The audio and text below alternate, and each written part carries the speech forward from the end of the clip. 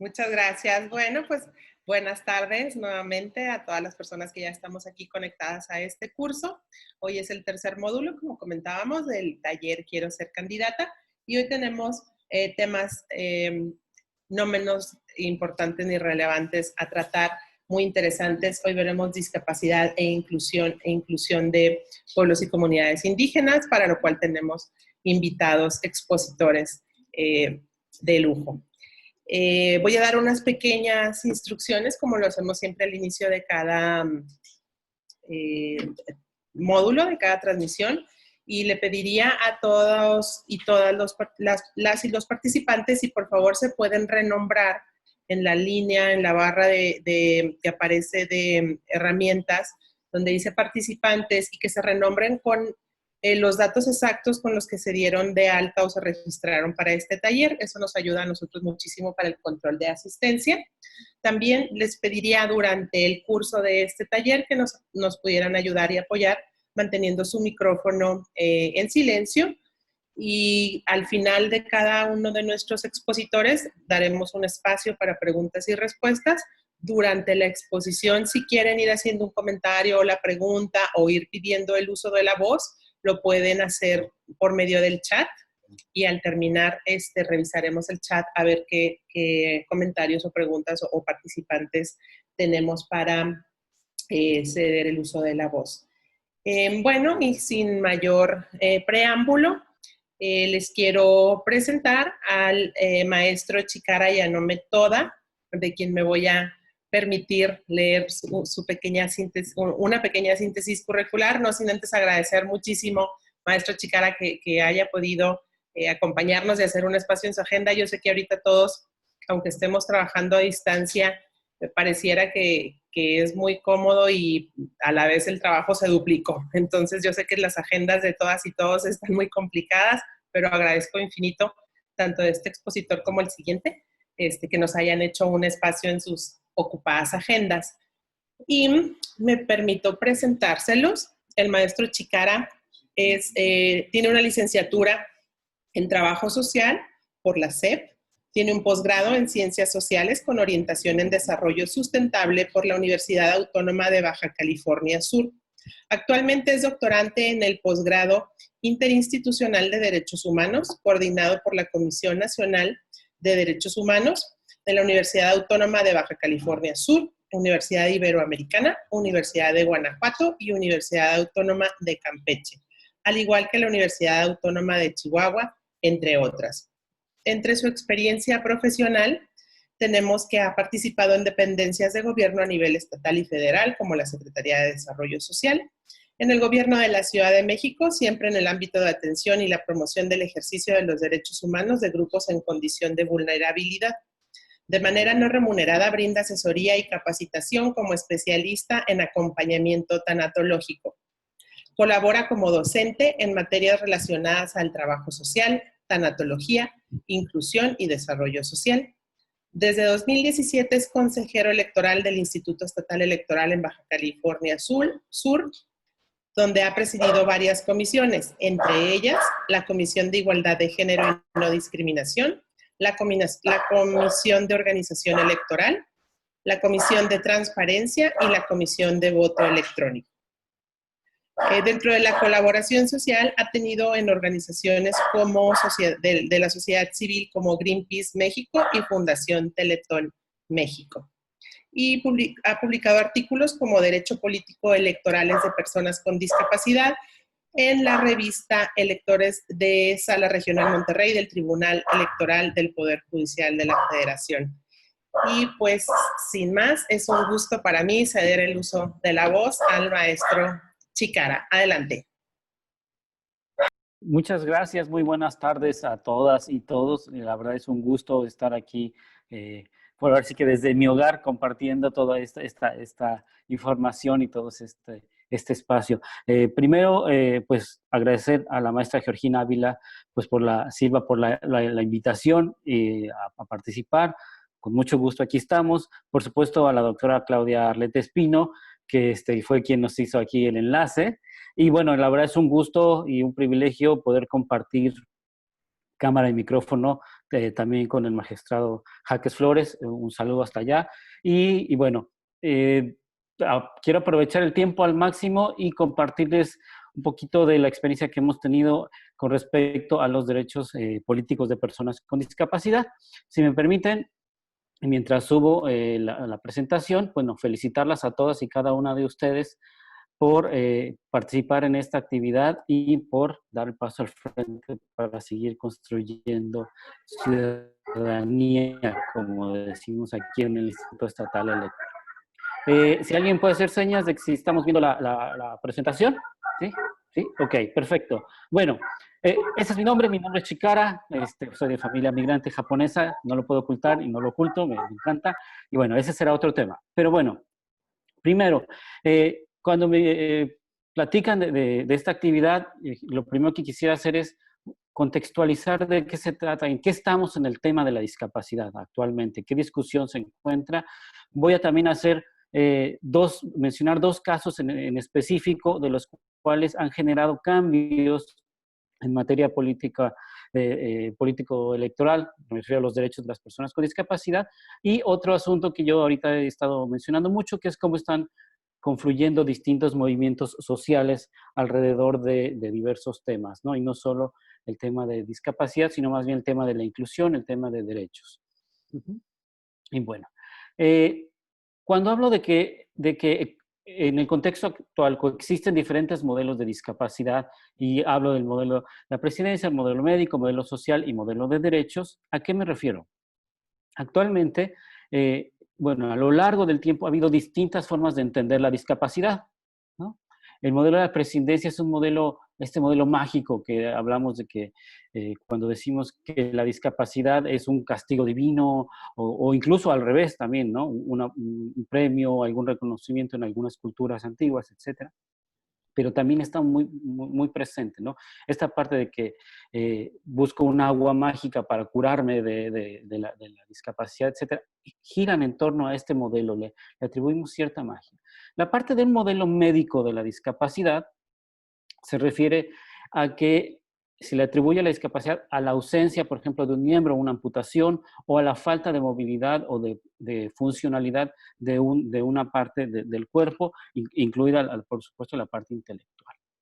Cuando hablamos de un modelo de discapacidad, estamos hablando de que el modelo social se refiere a que la discapacidad tiene que ver más con la interacción con el entorno. Es el entorno el que nos hace, nos discapacita de cierto modo. Entonces, por ejemplo, decimos, bueno, a una persona en silla de ruedas sufre mayor discriminación y la discapacidad, ahora sí que la padece tal cual, en un contexto donde las calles no son accesibles, donde no hay rampas, donde la gente es insensible, donde, ¿no? Entonces sufre mayores consecuencias, ¿no? Y ahí lo que decimos es que la parte social tiene que actuar hacia adelante para poder entrar. El modelo de capacidades y diversidad funcional empieza a precisar algo muy importante que yo quiero, es uno de los mensajes que quiero mencionar, es que cuando hablemos de personas con discapacidad, debemos de entender que hay un cúmulo de diversidad dentro de la discapacidad, no son la misma, ¿no? Cada uno es diferente, ¿no? Y aquí también vamos a hablar de que lo que se busca es que las personas participen, que las personas estén activas conforme a su funcionalidad, y ahorita lo voy a explicar más adelante.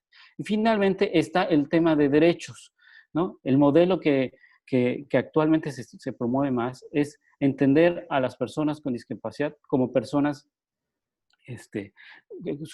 sujetos de derecho, ¿no? Entonces, es muy diferente, por ejemplo, en contraste con el modelo médico, porque el modelo médico, digamos que es un modelo mucho más asistencialista, que la persona tiene que modificarse para adaptarse al entorno. El modelo social es al revés, empieza a incluir esta parte de que el entorno se tiene que adaptar para que la persona pueda tener cierta funcionalidad. Y así vamos a ir avanzando. ¿Por qué digo que coexisten? Porque actualmente todas esas formas de entender la discapacidad, que son discusiones intelectuales, actualmente en la vida real vamos a ver que hay una coexistencia. Tuve la oportunidad de trabajar varios años en Fundación Teletón y algo que llamaba la atención es que el nombre propio más común de un niño con discapacidad era Ángel, ¿no? Eso ya socialmente nos dice mucho el tipo de entendimiento que le estamos dando a esas cuestiones. Y si recordarán, antiguamente a las personas con discapacidad se les recluía, se les encerraba, etcétera, y ahora, bueno, en una lógica totalmente distinta. Ahora estamos en una lógica de promoción de los derechos, y eso que creo que como personas que están ustedes promoviendo o buscando ser una candidatura y por supuesto tener propuestas dirigidas a la población en general, espero que les vaya ayudando, ¿no? Estos 5 modelos son meramente un entorno académico, pero se traducen en acciones concretas, ¿sí? Ahora bien, yo hablo siempre que cuando hay discapacidad también no es algo homogéneo, ¿no? Es algo muy diverso. Tenemos la discapacidad, los tipos de discapacidad, que la primera es la física, es la más evidente. Alguien que no tiene un brazo, que no le funciona, alguien en silla de ruedas, es muy evidente cuál es su limitación. La intelectual, que es más complicada de ver a simple vista, por ejemplo, las personas con autismo, con déficit de atención, no son tan reconocibles a simple vista, hay que tener un ojo más entrenado, pero también es un tipo de discapacidad. Por supuesto, también tenemos la psicosocial, ¿no? La mental, ¿no? Que son alteraciones psicopatológicas que afectan procesos de razonar y comportarse. Después voy a dar un ejemplo de estas dos para un caso paradigmático. También tenemos las discapacidades sensoriales, que tienen que ver con la limitación para ver, ¿no? Ya sea con visión reducida o con ceguera total, ¿no? Y que tiene medidas específicas para esa población. Y por supuesto, en la parte de escuchar, ¿no? La gente que tiene reducida la capacidad de escuchar, y la parte de la sordera total, bueno, también hay medidas compensatorias, comunicación aumentativa, etcétera, todas esas acciones que se pueden hacer. Pero hay que pensar que cada uno de los grupos, ¿no? Representa un subgrupo de atención. Incluso, bueno, también hay muchas discapacidades que pueden irse combinando algunas de estas condiciones. Entonces, cuando pensemos en diseñar acciones, hay que pensar que discapacidad también tiene sus grupos, subdivisiones, un universo bastante complicado. Hace unos momentos les comentaba de la parte de este modelo que tiene que ver con la funcionalidad, ¿no? Hay en el mundo médico una clasificación internacional de enfermedades. También hay una clasificación internacional del funcionamiento. Los que saben algo de psicología, pues también verán que existe el DSM-4, DSM-5, que es básicamente un catálogo de las enfermedades o condiciones psicológicas, ¿no? En este caso, la clasificación internacional del funcionamiento nos da esta definición, que dice, las personas con discapacidad son aquellas que tienen una o más deficiencias físicas, mentales, intelectuales o sensoriales, y que al interactuar con distintos ambientes del entorno social pueden impedir su participación plena y efectiva en igualdad de condiciones a los demás. Las partes en negritas son las que yo puse porque hay que resaltar la interacción. No solo queremos que la gente llegue. Para que la gente llegue necesitamos una rampa, pero para que la gente interactúe necesitamos mucho más que eso. Necesitamos cambiar reglamentos, cambiar códigos, cambiar conductas, toda una cultura, ¿no? Y por supuesto requerimos que participen. Y vamos a hablar, cuando hablamos de derechos, por supuesto tenemos que hablar de igualdad de condiciones con reconocimiento de las ciertas especificaciones. Para entender el tema de la inclusión hay que también entender que también ha sido un proceso. Así como el entendimiento de la discapacidad ha sido un proceso a lo largo de la historia, la inclusión no es a que llegamos mágicamente ahí. Anteriormente, si recuerdan, o estas historias de la Biblia, que a los leprosos, por ejemplo, se les relegaba y se les ponía en un lugar en específico, ¿no? Era una lógica de la exclusión. ¿Sabes qué? Tú tienes una condición diferente, no eres igual que nosotros los que estamos bien, y entonces te excluimos, ¿no? Literal es lo que sucede. Y también ha habido modelos distintos, como la parte de la segregación, ¿no? Ahí, si piensan, por ejemplo, en las reservas, reservas indígenas, donde se hace una especie de encierro en un lugar en específico, ajeno, ¿no? Ahí están todos los que son diferentes, ahí los colocamos, mientras los que están considerados como en una normalidad, pues entrarían por ahí, ¿no? La parte de la integración estamos ahorita transitando un modelo de integración hacia la inclusión. ¿La integración de qué nos está hablando? Bueno, que debemos estar todos en el mismo lugar, pero Piensen, por ejemplo, en las escuelas integradoras. ¿Qué es eso? Bueno, tenemos la escuela y los niños con discapacidad los ponemos en una esquina y con que ahí estén está bien, ¿no? Pero no hay una modificación de la currícula académica, no hay una socialización total de los niños y niñas en un entorno de igualdad, ¿no? Se está acercando, pero no. Y finalmente el modelo de la inclusión, yo lo resumo muy sencillo, es todas las personas en todos los lugares. Un grave error que ha habido con el tema de la inclusión es solo referirse o asociar discapacidad e inclusión, porque si yo me refiero a todas las personas, también vamos a hablar de personas con discapacidad que a la vez son indígenas, son hombres, son mujeres, con alguna orientación sexual X o Y o lo que sea, y entonces es mucho, mucho más complejo este asunto de la inclusión. Es todas y todos en todos los lugares, ¿sí? Y les voy a poner ejemplos de algunos asuntos que yo creo que están mal entendidos con toda la buena voluntad, pero por ejemplo, en la parte derecha, donde dice primera convocatoria al primer Parlamento Inclusivo Sudcaliforniano, ¿no? Es una convocatoria a hacerla de diputado por un día específica y más bien exclusivamente para personas con discapacidad. Y yo decía, es que eso no tiene nada de inclusivo, porque es exclusivo y solo para personas con discapacidad. Entonces, hay un mal entendimiento del término, y aunque el evento es muy bueno y la intención es muy buena de generar un espacio de diálogo, algo no está bien, ¿no? Este término también de las Olimpiadas especiales. Bueno, ¿por qué tenemos que esperar a que acaben las Olimpiadas convencionales para unos días después hacer unas Olimpiadas específicas para personas con una condición distinta, ¿no? Y también las carreras inclusivas, que ahora están muy de moda, también pueden caer en ese error, que es solo para personas con discapacidad. Entiendo que hay categorías específicas, así como hay de hombres, de mujeres, por grupos de edad, etcétera, pero hay que tener mucho cuidado en el uso de los términos, ¿no? Ahora bien, 3 ideas rápidamente, ¿no? El lema del movimiento Personas con Discapacidad es nada sobre nosotros sin nosotros, ¿no? Yo no tengo una discapacidad visible, ¿no? ¿Y quién soy yo para dictar políticas públicas acerca de las personas? ¿Cuál es la respuesta a esto? Generar espacios de diálogo. Así como con los grupos y personas indígenas hay por el convenio 169 de la OIT esta obligación de generar consultas en tema de discapacidad, es exactamente igual. Tenemos que dialogar con las personas para ver exactamente cómo va funcionando esto, ¿no? Hay diversos tipos de discapacidad y además hay condiciones incapacitantes. Ahora con este contexto del COVID hemos visto el tema de las comorbilidades.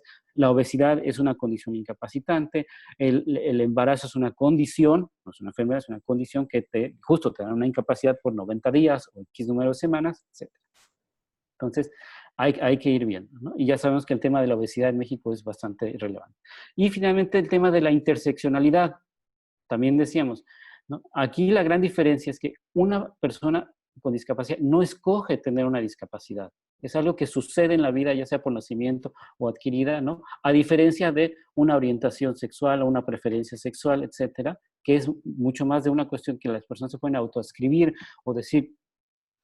Entonces, la interseccionalidad se va a referir básicamente a cuando tenemos distintas identidades acumuladas, digamos, ¿no? Decía una persona, dice, es que a mí no me gusta que me digan migrante, yo soy mujer, solo cambié mi código postal, soy mujer y soy indígena, ¿no? Y sufro discriminación en esas dos partes, como mujer y como mujer indígena. Lo mismo pasa con personas con discapacidad. Sufren alguna discriminación por ser mujer o por ser joven o por tener una discapacidad intelectual, en fin. Y la suma de todas estas, ¿no? Rápidamente, 2 ejemplos rápidos, ¿no? Cuando hablamos de nada sobre nosotros y nosotros, Aleida es una ciudadana de Durango que es ciega y ella le pidió al INE ser funcionaria de casilla. ¿Qué sucedió en el INE? ¿No? Que decían, no tenemos un protocolo para que ella sea funcionaria de casilla. Todos los protocolos están pensados para personas con literalmente 2 manos, ojos funcionales, oídos, boca, todo funcional. Lo que hace en respuesta al INE es, por supuesto, con la idea de maximizar sus derechos, es no solo darle respuesta a la IDA, sino hacer un protocolo que permita a personas con discapacidades sensoriales, motrices, intelectuales, trabajar como funcionarios de casilla el día de la elección. Entonces, hace un protocolo ya más amplio. Es una respuesta que va generando, ¿no? Y es el protocolo para personas con discapacidad como funcionarios y funcionarias de casilla, que ya se aplicó en 2017 y vale la pena leer. También ha habido los materiales electorales accesibles, ¿no? Que ha habido, pues tienen todo un tema, cómo se han ido avanzando desde esta parte, desde la parte de los que nos toca organizar elecciones. Falta la parte de los partidos políticos y candidaturas independientes, que es donde hay que generar este diálogo, ¿no? Voy a quitar tantito mi cámara porque, bueno, por si se interrumpe la señal o me oyen. Eso es a lo que quisiera llegar hoy, ¿no? Lo que he comentado es porque la idea que yo estoy proponiendo y que les quiero compartir es lo que yo llamo una cadena de valor. La cadena de valor no es nada más que todos los elementos que debemos de poner en la mesa para que la inclusión, y ojo, la inclusión no solo de personas con discapacidad, sino la inclusión en general, pueda estar funcionando. Y yo lo subdividí en 7 elementos de esta cadena, ¿no? 1, la información debe ser accesible, ¿sí? Considerar diversidad lingüística, cuántos, ¿no?, lenguajes se hablan en el país, ¿no? La diversidad cultural, ¿no? También, no todos tenemos un mismo nivel de instrucción, no todos tenemos un mismo nivel de entendimiento. Y la diversidad funcional, que es esta parte de la discapacidad. Entonces, si algunas de ustedes han tenido oportunidad de viajar en el metro, habrán notado que hay color, letra y figura, ¿no? Si yo no sé leer, puedo saber que me voy en la línea rosa a donde hay un chapulín, ¿no? Y ahí me voy a bajar, ¿sí? Y además, si tiene relieve, pues ya tenemos cubierto cierta diversidad lingüística, cultural y funcional, ¿no? También hay que pensar en distintos modelos, ¿no? De poder transmitir toda la información que queremos. Pero lo primero es que debemos tener una información accesible a todas las personas, respetando su diversidad. Después, multimodalidad de contacto, ¿sí? Va a ser mecanismos de atención presencial y ahora que hemos visto, también la no presencial, todo esto que hemos aprendido a distancia, telefónica, correos electrónicos, chats, etcétera, para que las personas puedan acceder mucho más fácil a la información que se les está brindando y consultar. El elemento 3 de la cadena es el transporte. Si bien ninguna de nuestras instancias, por ejemplo las electorales, son responsables directamente del transporte, sí convocamos a que la gente vaya a una urna. Entonces deberíamos de estar generando las condiciones para que eso sea real, en coordinación y creando sinergias con otras instituciones, ¿no? Oficinas accesibles, eso nos compete a todos y a todas, ¿no? Instalaciones adecuadas, y no solo van a ser rampas, tiene que ser mobiliario con diseño universal, porque también hay personas con discapacidad que trabajan en los propios lugares. Entonces, ahí debe de haber mucho, y ya hay también normas oficiales al respecto, las cuales hay que seguir, tampoco hay que inventar todo, ¿no?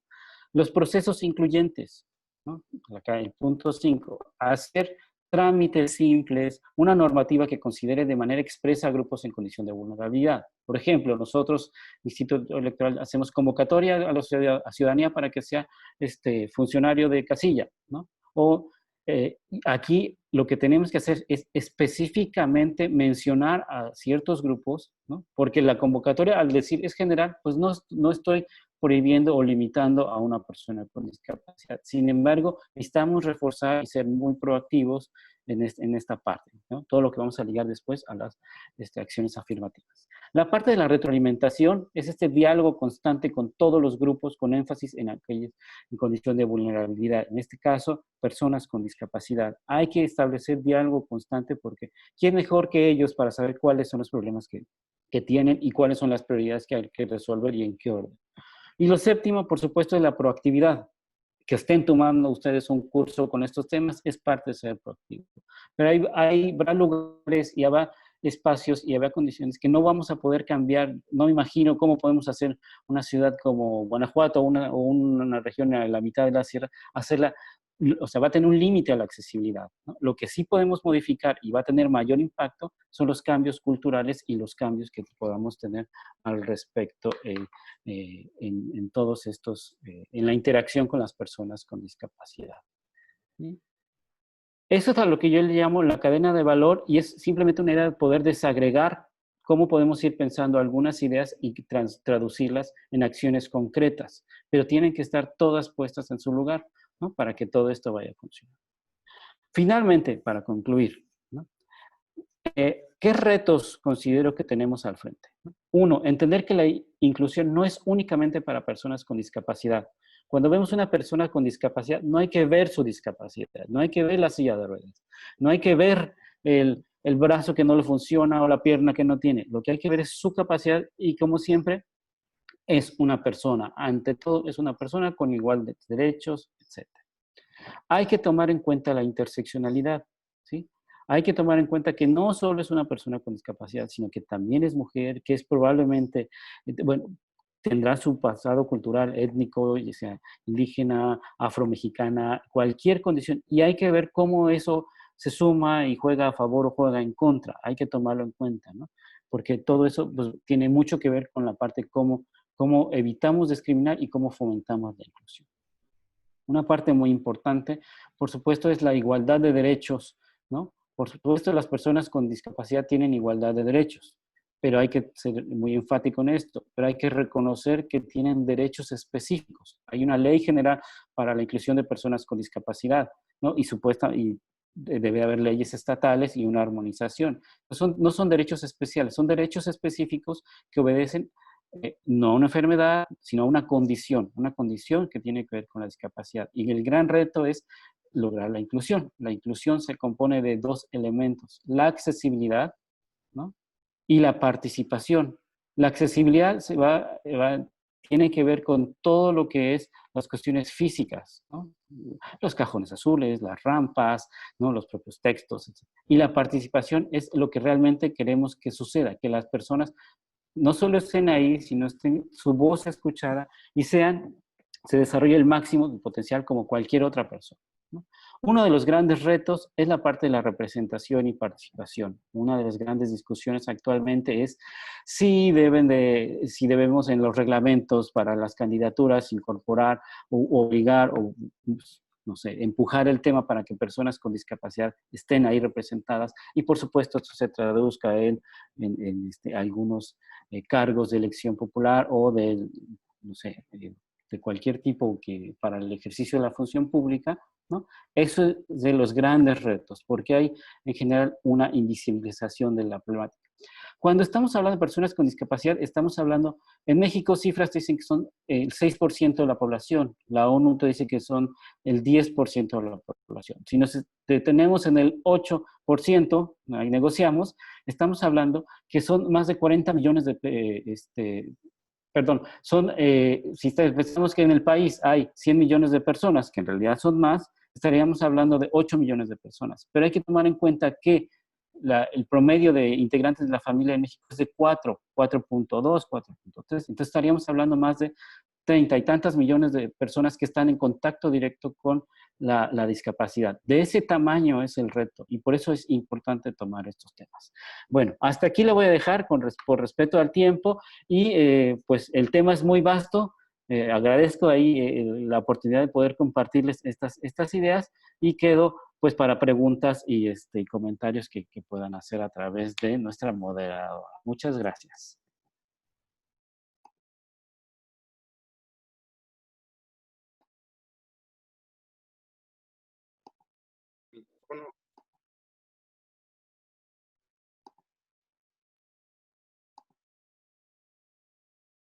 Consejera, su micrófono. ¿No se escucha? Perdón, listo, ¿ya me escuchan? Muchas gracias. Perdón, le agradecía, maestro consejero, muchas gracias por su exposición. Siempre es muy interesante escucharlo y siempre nos deja con esos nuevos temas pensando y reflexionando en el que todos y todas debemos de poner especial atención, y aún más si estamos queriendo involucrarnos en la vida política de nuestra entidad. En este momento abriríamos el espacio para preguntas y respuestas. Vería yo el chat si es que alguien tiene una pregunta, algún comentario o quiere hacer uso de la voz para directamente platicar o preguntarle algo a nuestro expositor.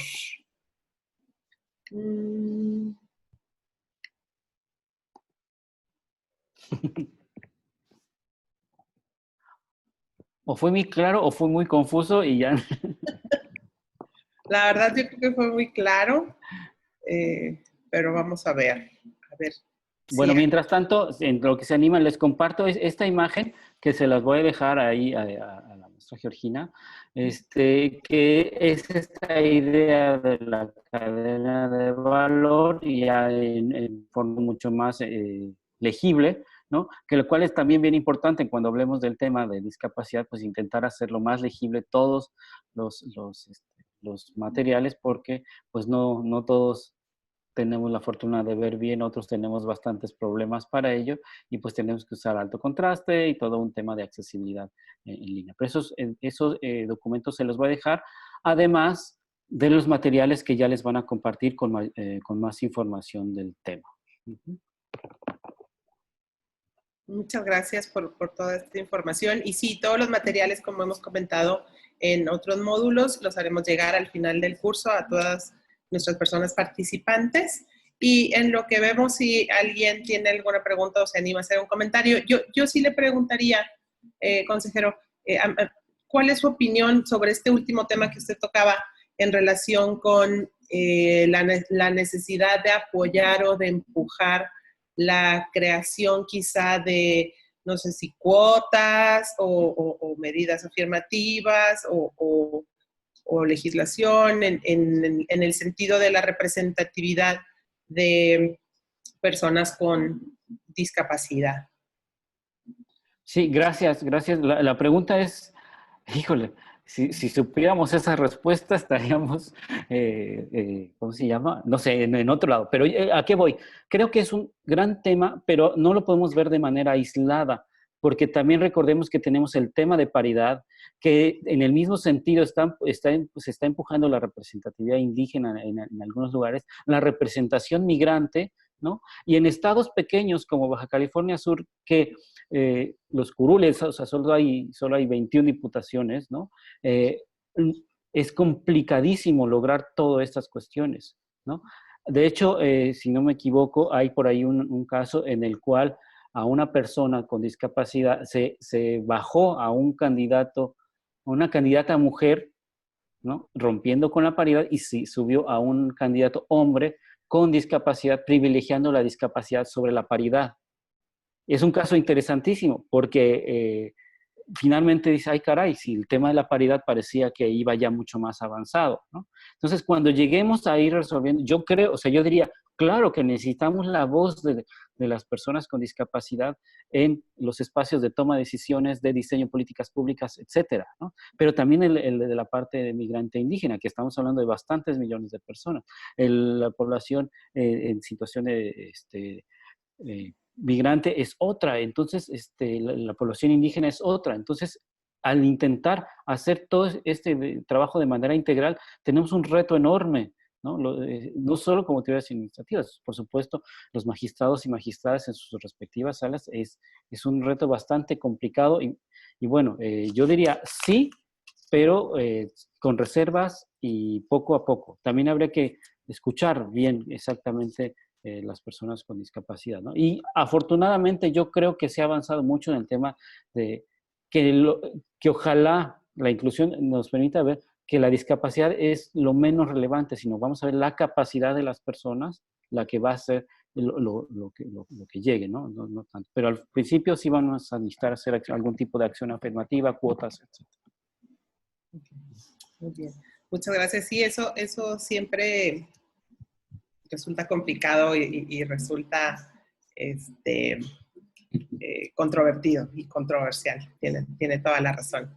Y bueno, pues seguimos pendientes si hubiera algún comentario. De cualquier manera, aunque avancemos al siguiente tema y alguien quisiera hacer alguna pregunta o comentario relativo a esta exposición, sigue abierto el chat. Al final podríamos regresar a revisar sus comentarios y sus preguntas. Entonces, antes de irme al siguiente tema, Diego Eric Rivera, muy interesante y claro, muchas gracias. Muchas gracias a ti, Diego. Bueno, muy bien. Reitero, el chat sigue abierto para preguntas o comentarios y solamente por tema de agenda continuaremos con el programa que tenemos para el día de hoy, no sin reiterar el agradecimiento al maestro Chicara y que de todas formas aquí sigue con nosotros por si al final alguien quiere hacer alguna pregunta. Otro comentario. Bueno, el maestro nos dice muchas gracias a todos por su atención, estoy atento. Jorge Orquiz, muy interesante y claro, gracias por compartir la información. Muy bien. Bueno, y pues ahora seguimos atentos a los comentarios y les voy a presentar a nuestro siguiente expositor, que también es un expositor que tenemos de lujo, también un amigo muy querido y siempre apoyando y cooperando en estas actividades de capacitación. Es el magistrado Jaques Adrián Jaques. Y me voy a permitir leer una pequeña semblanza, magistrado, de su síntesis curricular.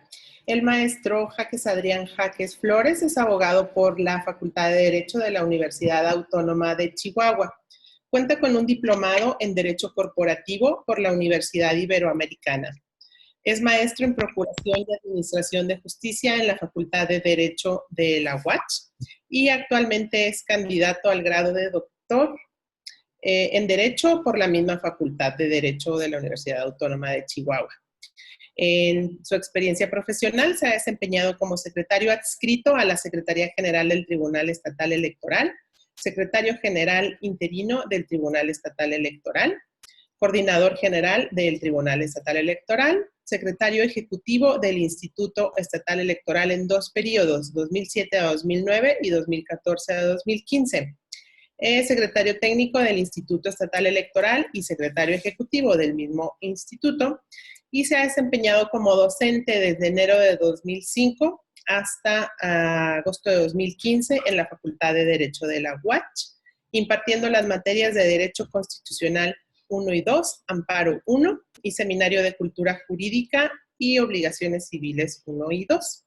En la iniciativa privada, actualmente también es socio del despacho de J&J Jaques Abogados, dedicado al litigio en las áreas de Derecho Civil, Mercantil y Penal, también siendo miembro de la Barra Mexicana de Abogados, capítulo Chihuahua, y pues es magistrado del Tribunal Estatal Electoral, el maestro Jaques Adrián Jaques Flores, a quien en este momento agradezco su intervención y cedo el uso de la voz. Muchas gracias.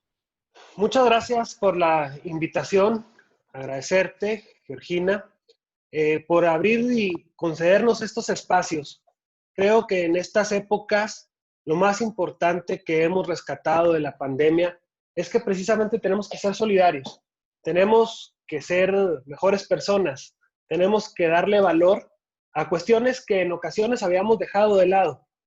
Hoy esta situación de encierro, pero sobre todo de necesidades que vamos a ver próximamente, requieren del mayor de los esfuerzos institucionales, de aprovechar los recursos, pero sobre todo de herramientas tan importantes como son estas para poder brindar capacitación a los ciudadanos y alcanzar a llegar a aquellos espacios en los que por mucho tiempo no los quisimos utilizar y solamente queríamos hablar frente a los foros, queríamos hablar en regiones donde nos fuera de fácil acceso y creo que es esto algo muy importante, que precisamente por medio de estas herramientas y por medio de este tipo de cursos podamos recabar información tan valiosa como la que acabamos de escuchar del consejero Chicán. Creo que es muy valiosa sus aportaciones, que están sumamente centradas, que están estudiadas, pero sobre todo que atienden a un contexto social muy importante. Rescato algo que mencionaba ahorita el consejero Chicara, y era precisamente no crear una serie de microespacios para todos. Y esto es algo que realmente nos genera un reto. Iríamos en los ejemplos que nos proporcionaba, en los cuales realmente con las mejores de las intenciones no eran aplicados. Y creo que esto en cualquier materia debemos de tenerlo verdaderamente muy cuidado. Y más en materia electoral, ahora sobre todo se está generando una serie de conflictos que de mi parecer son innecesarios. No quiero dejar pasar la oportunidad también para agradecer al maestro Gerardo Macías Rodríguez, consejero y titular de la Comisión de Pueblos Indígenas del Instituto Estatal Electoral, por haber generado también estos espacios de invitación, a la consejera Claudia Arleta Espino, al resto de los compañeros consejeros electorales, en especial al presidente del Instituto Estatal Electoral, Arturo Meraz González, precisamente por brindarme la posibilidad de interactuar con ustedes en esta ocasión. Bueno, México, desde su concepción, es una nación con características diversas, pluriculturales, multilingües, pero curiosamente siempre estas características se han dejado de lado y se han significado prácticamente como un estorbo para el desarrollo económico. El desarrollo social se medía con base en otros indicadores distintos al respecto a cada una de las características que conforman estos mosaicos culturales en México. Las poblaciones indígenas jamás han tenido un reconocimiento en nuestro país y es verdaderamente una deuda que tenemos que cumplir con ellas. Aun y cuando el Estado mexicano ha asignado una serie de compromisos internacionales para generar las mejores condiciones de integración de cada una de las comunidades en México, esto desgraciadamente no se ha cumplido. Y quiero señalarles que en varios foros yo he expuesto que en Chihuahua esto es un tema que realmente tenemos una deuda enorme. Señalaba yo en alguna ocasión en el estado de Durango, en un momento en que nos citan para hablar sobre la justicia indígena en nuestra circunscripción, que verdaderamente me parecía un foro fuera de lugar, porque fueron a expresar funcionarios electorales de todas las entidades federativas, incluida la de nosotros, unas mejores cartas de deseos, mejores intenciones, en las cuales realmente deberíamos de voltear a ver la situación real y darnos cuenta que no hemos avanzado nada. Lo digo verdaderamente apenado, porque aparte en el estado de Chihuahua, que tiene una composición pluricultural sumamente interesante y quizás una de las más completas en México y complejas a la vez, las acciones por parte de las autoridades verdaderamente dejan mucho que desear. Y no estoy hablando solamente de los derechos políticos o electorales, estoy hablando de situaciones tan elementales e importantes como es el derecho a la vida. En el estado de Chihuahua, los diversos grupos étnicos por muchos años han sido objeto de violencia, han sido objeto de que cada vez se le violentan sus derechos humanos, dejándolo verdaderamente en expresiones vulnerables. Situaciones como los homicidios de diversos activistas en la Sierra Tarahumara, creo que nos debe de hacer un alto en el camino a reflexionar qué es realmente lo que estamos haciendo bien o qué es lo que estamos haciendo mal. Hoy, en el estado de Chihuahua, y en especial de la circunscripción electoral número 1 a la cual pertenece nuestro estado, Chihuahua es quien tiene la mayor composición indígena en esta circunscripción, mucho más que lo que tienen las Bajas Californias, Sonora, Durango, el mismo estado de Jalisco. En el estado de Chihuahua se cuenta con 11 municipios que tienen más del 40% de población indígena, 9 municipios que tienen más del 50% y 7 municipios que tienen más del 60%. Inclusive el distrito 22, con cabecera en Huachochi, precisamente de la distritación electoral local para la integración del Congreso del Estado, tienen más del 60% de la población. A números del INEGI en 2010, el estado de Chihuahua contaba con cerca de 250,000 habitantes de comunidades indígenas y que desgraciadamente no existe al día de hoy una sola mención en la ley electoral al respecto, que no existen más allá de acciones que se han implementado en materia de educación cívica por parte del Instituto Estatal Electoral desde hace tiempo atrás, en la cual en algún momento se tuvo inclusive hasta transmisiones en la XCTAR, La Voz de la Tarahumara, precisamente en Rarámuri, con una media hora semanal, y que desgraciadamente se fueron dejando de lado por diversas situaciones. En ocasiones lo urgente sustituye a lo importante, pero creo que hoy, ante el reto que tenemos en 2021 de las elecciones más grandes en el país y unas elecciones de gran importancia y de gran calado en el estado de Chihuahua,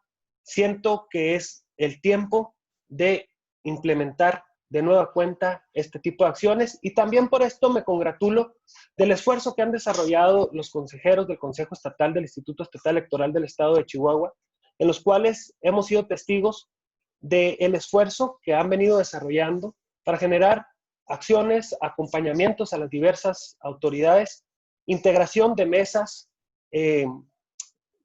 con diversas instituciones, precisamente para lograr estos objetivos.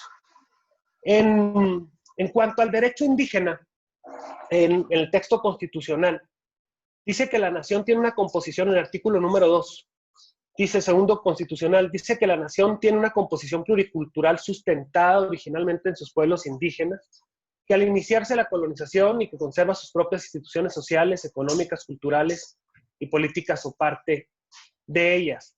Esto significa que el derecho reconoce la pluralidad cultural como una parte constitutiva de la realidad histórica y con aquello que descienden de las poblaciones que habitan el actual territorio del país.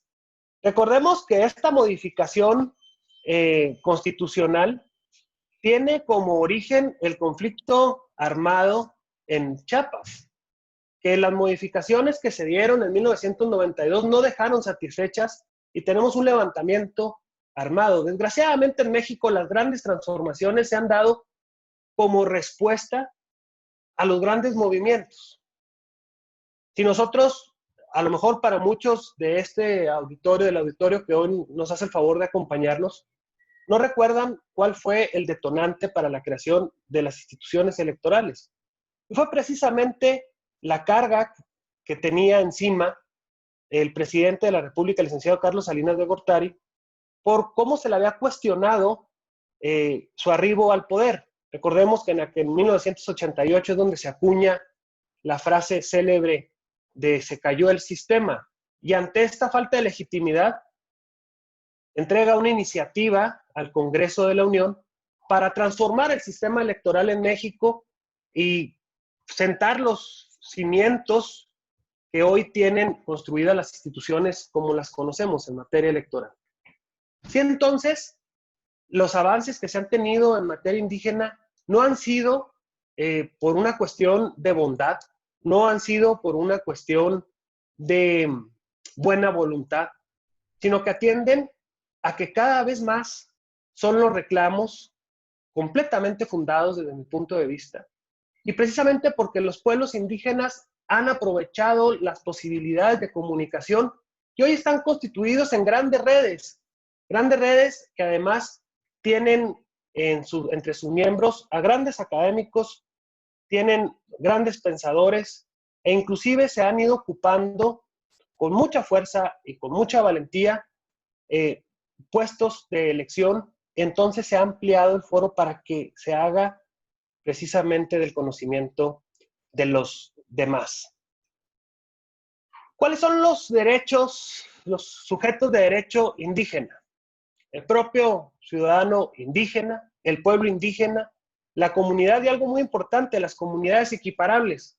Y yo al inicio de mi intervención les comentaba que Chihuahua en específico es una de las composiciones pluriculturales más importantes que existen en el país, en las cuales confluimos pueblos indígenas, pero también una serie de comunidades que llegaron en nuestro entorno en los albores del siglo XX, como es el caso de los menones y como es el caso de la comunidad Levarón. Y hoy, con un fenómeno migratorio importantísimo que creo que no se debe dejar de lado. En Ciudad Juárez, en Ciudad Chihuahua, existe un gran número de migrantes, de los cuales también deben de ser respetados sus orígenes y sus formas de gobierno. Y creo que esto sigue siendo aún una asignatura pendiente con este tema de las comunidades equiparables. ¿Cuáles son los derechos indígenas? El derecho a la libre determinación, el derecho al autogobierno, el derecho a elegir a sus autoridades, el derecho a aplicar sus propios sistemas normativos, el derecho a acceder plenamente a una jurisdicción del Estado, el derecho a la tierra, y a sus recursos naturales, el derecho a la consulta previa, libre, informada, de buena fe y culturalmente apropiada, y los derechos económicos, sociales y culturales.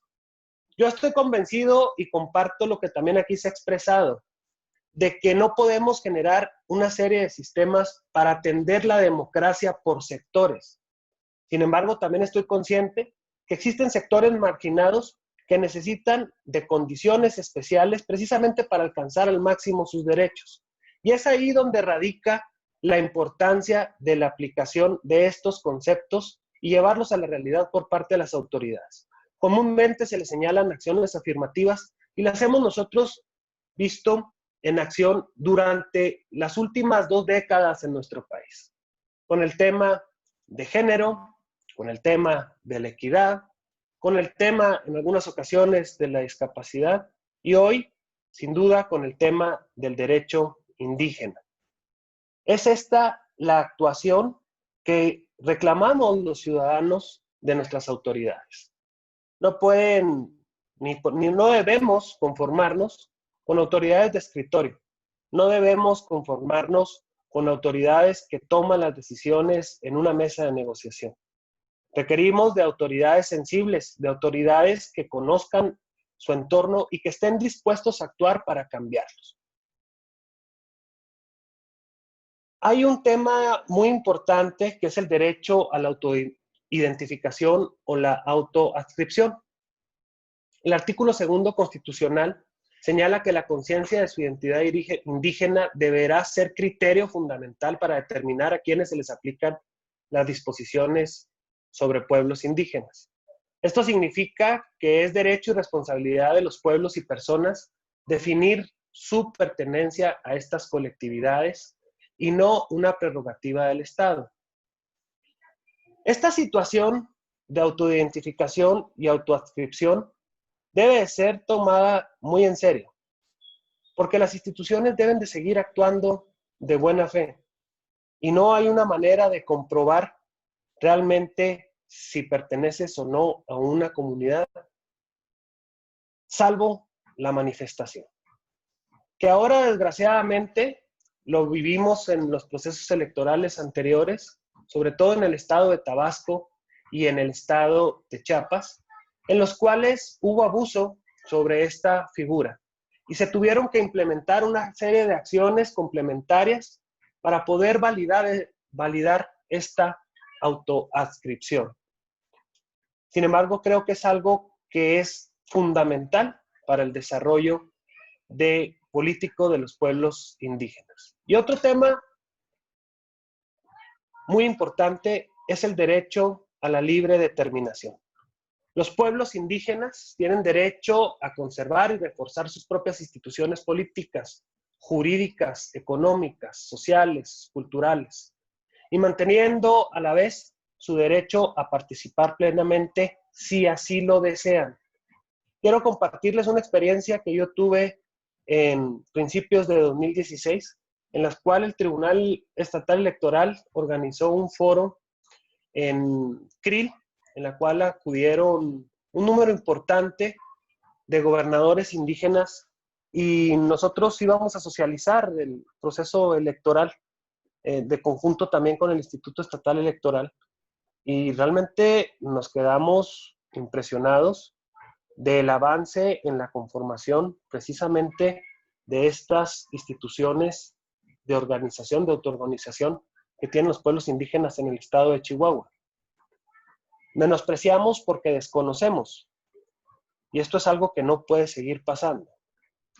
Hoy existen ya antecedentes en el estado de Chihuahua, que ahorita me voy a referir con mayor precisión, en los cuales realmente existe desde las reformas que se han hecho a la Constitución Política de los Estados Unidos Mexicanos, que con posterioridad se armonizaron ciertos derechos en el estado de Chihuahua, y que más cerca de 8 años en los cuales no se ha hecho absolutamente nada. Y con mucho orgullo el Tribunal Estatal Electoral acaba de resolver una omisión legislativa en la cual se le ordena al Poder Legislativo que en los temas, en este tiempo que se está en la discusión de la reforma político-electoral en el estado de Chihuahua, incluya los temas de justicia y derechos políticos indígenas. Y ahorita me voy a referir a las problemáticas que están surgiendo al respecto. ¿Cuál es otra de estas características que tienen los pueblos indígenas? Precisamente el derecho a elegir a sus autoridades. Y esto se cumple y no. Se cumple porque entre las organizaciones tienen la posibilidad de elegir quienes dirigen a las comunidades.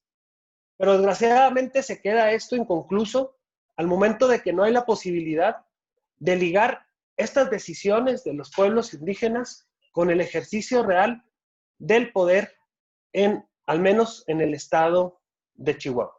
Hemos visto en otros casos, ya en el estado de Hidalgo, hace algunas horas en el Congreso del estado de Guerrero, en el estado de Michoacán, Chiapas, Tabasco. Vamos nosotros realmente en el estado de Chihuahua 3 cuadras atrás del desfile. Y tenemos que ser capaces de aprender de esas experiencias y traernos las más exitosas, precisamente para dar cumplimiento a esto. Tenemos que ser garantes nosotros de lo establecido en la Constitución Política de los Estados Unidos Mexicanos y precisamente brindarles las posibilidades plenas de ejercicio de los derechos políticos a los pueblos indígenas. Tienen también el derecho, por supuesto, a aplicar sus propios sistemas normativos, así lo establece el convenio 169 de la OIT. También reconoce la existencia del derecho consuetudinario de los pueblos. Y aunque hay un uso indistinto de estos conceptos de sistemas normativos internos, usos y costumbres y derecho consuetudinario, en términos generales hacen referencia a lo mismo, es decir, la posibilidad de los pueblos y comunidades indígenas de crear derecho. Y esto, insisto, no es que la Constitución ahora lo haya reconocido. Estas son tradiciones, me atrevo a señalarlos, casi milenarias. En el estado de Chihuahua existen este derecho indígena, estas sanciones que se aplican. Y nosotros no hemos querido conocerla y las autoridades, verdaderamente, salvo las áreas especializadas que reconozco su empeño, han sido completamente omisos. Y algo muy importante, el derecho a la tierra, el territorio y sus recursos naturales. Razón, el territorio es uno de los elementos fundamentales de la creación del Estado. Y más, precisamente para darle una identidad a las comunidades indígenas. Es ahí donde se reproducen material, espiritual, social y cultural este pueblo indígena. Y ha sido de todos los tiempos uno de los derechos más demandados y también en México uno de los más vulnerados. ¿Cuál es la consecuencia para la creación del artículo 27 constitucional? Precisamente el reclamo que se dio en la época prerrevolucionaria sobre la creación de los latifundios. ¿Y dónde se habían constituido los latifundios? Pues precisamente en las tierras de los pueblos indígenas. La reforma agraria durante el siglo XX, desde mi punto de vista, cumplió con un compromiso de repartición de la tierra, pero más bien de reintegración a aquellas comunidades, sobre todo con la creación de esta figura de derecho social llamada ejido, que desgraciadamente hubo una reforma posterior en la época del licenciado Carlos Salinas de Gortari, en la cual se les dio la posibilidad a ellos de generar una pequeña propiedad y por ende poderla vender y deshacer esta figura de derecho social que se tenía protegido. Y esto también está creando de nueva cuenta latifundios. Y hay que decirlo con todas sus letras porque no hay otra manera de clasificar el despojo y el aprovechamiento indebido que se está haciendo, aprovechando las carencias económicas de nuestros pueblos indígenas por parte de algunos empresarios voraces que están despojando de sus territorios y que, no es un spoiler, va a ser una situación que vamos a tener que enfrentar en los próximos años, así como la problemática que se presentó precisamente al querer en la construcción de este gasoducto, en los cuales hubo vulneraciones que fueron resueltas por los juzgados federales a los pueblos indígenas, específicamente en la zona de la Barranca del Cobre. y entonces, desgraciadamente, la historia se repite. Parece que no hemos aprendido de cada una de las lecciones. Algo fundamental para que estas decisiones se puedan llevar a cabo es precisamente el derecho a la consulta y al consentimiento libre, previo, informado, de buena fe y culturalmente apropiado. Este es uno de los derechos que más ha alcanzado relevancia en relación con los temas de derecho indígena en el ámbito internacional. De acuerdo con dicho convenio, es obligación de los estados consultar con los pueblos indígenas de buena fe y con el objetivo de llevar a un acuerdo y obtener su consentimiento sobre asuntos que les afecten en distintos conceptos, pero también en asuntos que desde el punto de vista de otras personas ajenas a las comunidades indígenas les beneficien. Es decir, se han puesto estos límites a la legislación por moda, a la legislación por presión, por cumplir compromisos de índole político y que en muchas ocasiones nada tenían que ver con los intereses de las propias comunidades. Entonces, este elemento fundamental, que es que la autoridad que se va a ser encargada de implementar una serie de acciones o reformas tengan previamente que consultar a las comunidades para que éstas expresen su conocimiento o no, su consentimiento o no. Es decir, se acaba con la implementación de estas figuras las imposiciones. Y eso de no te voy a preguntar porque pues al cabo te beneficia. Y pensaríamos que estos conceptos están muy superados y que las autoridades ya hoy entienden perfectamente esta necesidad de caminar de la mano. Y no es así. En ocasiones se han resuelto ya acciones de inconstitucionalidad sobre legislación en materia indígena en las cuales las comunidades no fueron consultadas. Aquí mi reconocimiento al Instituto Estatal Electoral, en los cuales en ciertos ejercicios que realizó el Congreso del Estado, hizo todo lo posible para acompañar y para ser un auxiliar en precisamente llevar a cabo estas consultas. Desgraciadamente, el Congreso del Estado inició tarde. Eso es una realidad. Para marzo que se iniciaron este tipo de consultas, era difícil que se pudieran llevar a cabo, aún y cuando no existiese esta situación que estamos viviendo actualmente de la pandemia.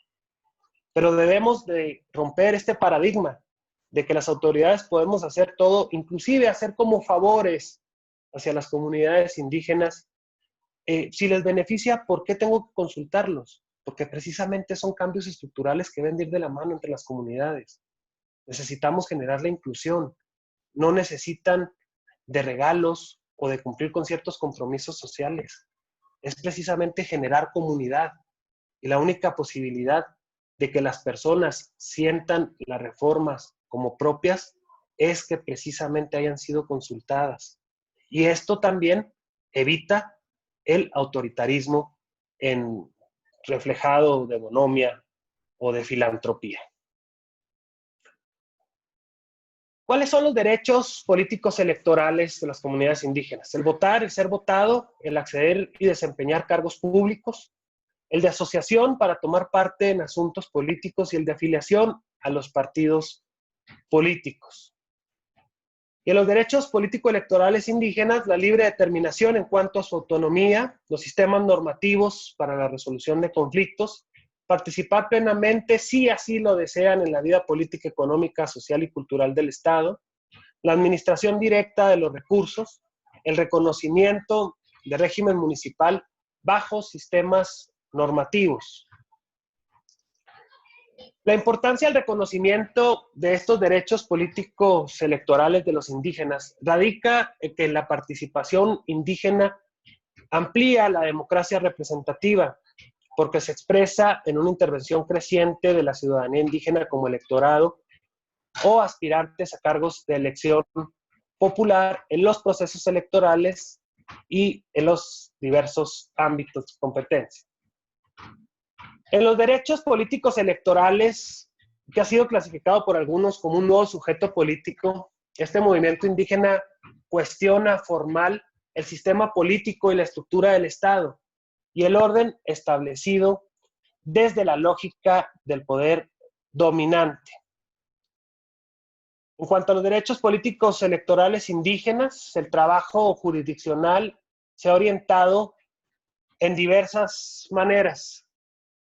Ha habido realmente, a golpe de sentencias, se ha avanzado en este sentido. Y no es porque realmente los jueces sean estos superhéroes que van a venir a salvar. No lo somos.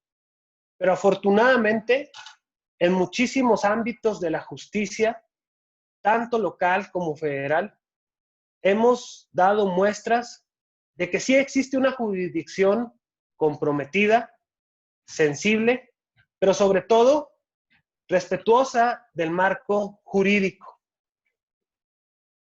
Es increíble pensar que tuvo que ser la intervención de un juez para que se reconocieran los sujetos de derecho indígenas. Increíble pensar que una sentencia determinó la postulación de candidaturas exclusivamente indígenas en 13 distritos federales con porcentajes de población indígena al menos 60%, es decir, la autoadscripción calificada.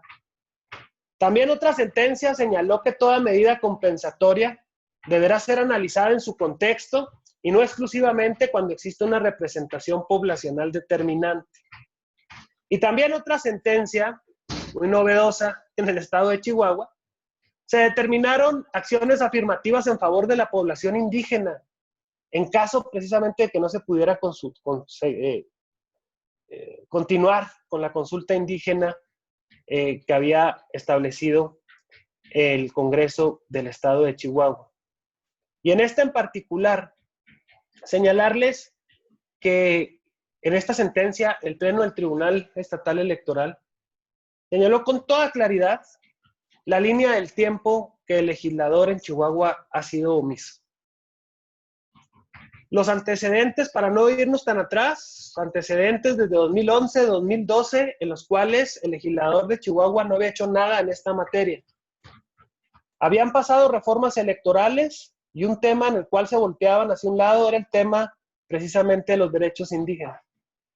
La sentencia del Tribunal Estatal Electoral no pretende de ninguna manera suplantar las facultades que tiene el Congreso del Estado de Chihuahua, pero sí ser vigilante de que se lleven a cabo cada una de las ordenanzas. Y aun y cuando esta sentencia se dicta en medio de esta pandemia y los magistrados del Tribunal Estatal Electoral estamos muy conscientes de las dificultades que esto significa para llevar a cabo las consultas, hemos señalado precisamente al Instituto Estatal Electoral para que de nueva cuenta coadyuve con el Congreso del Estado y lleve a cabo acciones afirmativas que permitan el ejercicio pleno de los derechos políticos electorales indígenas en el Estado de Chihuahua para el proceso 2020-2021.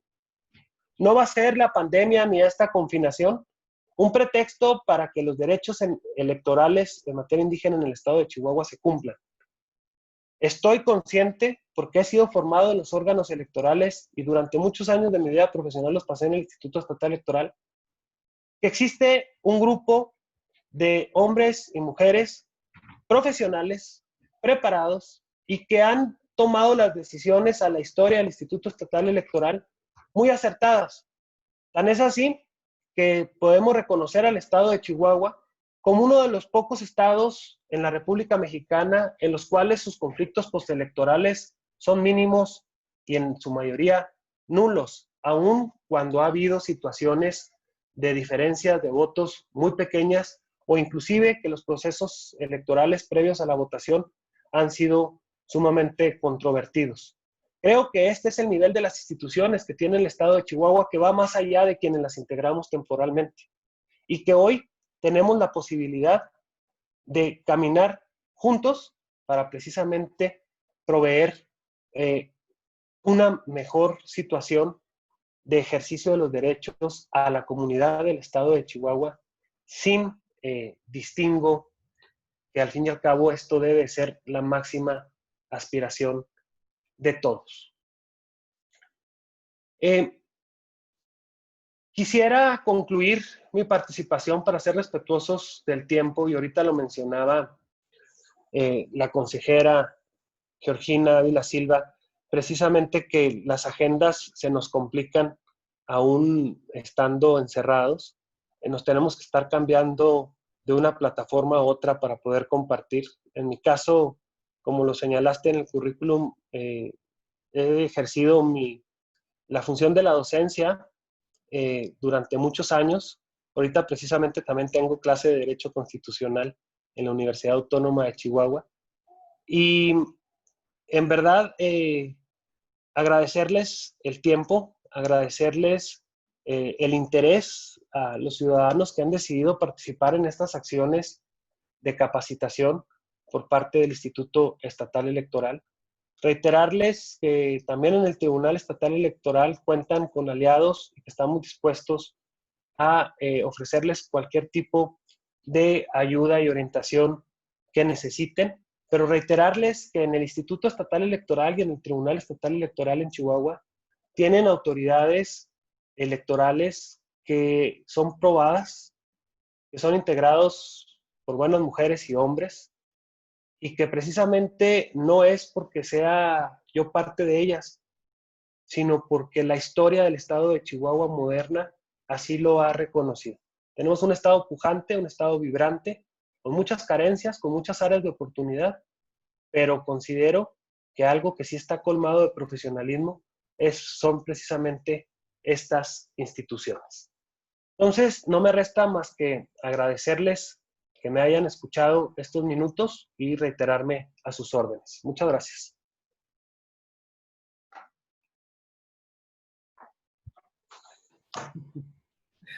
Muchas gracias, magistrado Adrián Jaques Flores. Muy interesante siempre escuchar estos temas que tenemos, como tú bien dices, magistrado, esta deuda de años que tenemos con nuestros pueblos y comunidades indígenas en todo el país, pero especialmente aquí en el estado de Chihuahua, con la comunidad menonita, bueno, en fin, con todas las comunidades que tú mencionaste, y creo que nos enfrentamos a un reto, porque en la sentencia que tú bien conoces y nos hiciste la exposición, y bueno, quizá me adelante alguna pregunta, pero pues nos pones un reto tanto al Congreso como a nosotros el Instituto, y está pendiente una regulación que va a tener que salir por alguna de las dos vías. Entonces, ojalá hubiera alcanzado, o bueno, no sé, ojalá fuera la vía del legislativo, y si no, pues en el instituto tendremos un reto muy interesante y muy importante. Y bueno, pasamos a la parte de preguntas y respuestas o comentarios. Si alguien quisiera hacer alguna pregunta o comentar algo al respecto, puede abrir su micrófono y hacerlo directamente, o bien podemos utilizar el chat. Voy a revisar el chat a ver si tenemos algún comentario o pregunta.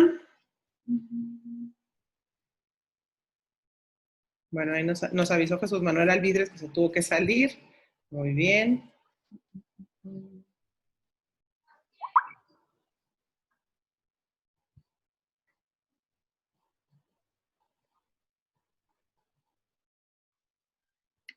Yo creo que las exposiciones de hoy han sido extremadamente claras, porque estamos muy tranquilos todas y todos en las participaciones. En otras ocasiones se pelean el uso de la voz, y ahorita están, yo creo, intimidados por nuestros expositores.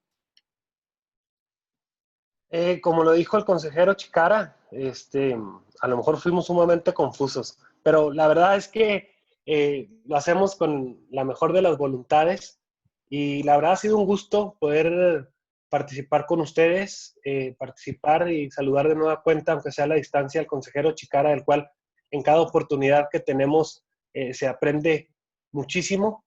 Yo le reitero mi agradecimiento, y yo también me disculpo, me tengo que salir porque mis polluelos universitarios me esperan. Les agradezco mucho. No, claro que sí, muchas gracias a ti, magistrado. Toda tu información, de todas formas, la haremos circular a todos los participantes del curso, Y te agradecemos mucho la participación y el tiempo que nos dedicaste. Muchas gracias. Muchísimas gracias. Muchas gracias, magistrado, por participar. Gracias. Muy bien. Bueno, pues nos queda un pequeño tema solamente por agotar. Déjenme nada más revisar. Ya está la consejera conectada. Ah, muy bien. Bueno, pues vamos a continuar con nuestra última expositora del módulo del día de hoy. Y les voy a presentar a la consejera electoral, a la doctora Claudia Arlette Espino, y me voy a permitir leer una pequeña síntesis curricular. Claudia Arlette Espino es licenciada en Derecho por la Universidad Autónoma de Chihuahua, con mención especial. Es maestra en Derecho también por la UACH, con mención honorífica, y tiene una especialización en Educación para la Ciudadanía y Derechos Humanos por la Universidad Carlos III en Madrid, España. Y es doctora en Derecho por la Universidad Autónoma de Chihuahua, en convenio con el Instituto de Investigaciones Jurídicas de la UNAM, aprobada por unanimidad de votos con mención honorífica. Es miembro asociada activa del Instituto Iberoamericano de Derecho Constitucional, del Instituto Nacional de Administración Pública y del Instituto Chihuahuense de la Administración Pública. En su experiencia profesional, vemos que es profesora de tiempo completo de la UACH, docente investigadora, conferencista, ponente, autora y editorialista en diversas publicaciones nacionales e internacionales en temas relativos a derechos humanos e igualdad de género. Es evaluadora nacional de los comités interinstitucionales de la evaluación de la educación superior. Se desempeñó como asesora del Senado de la República.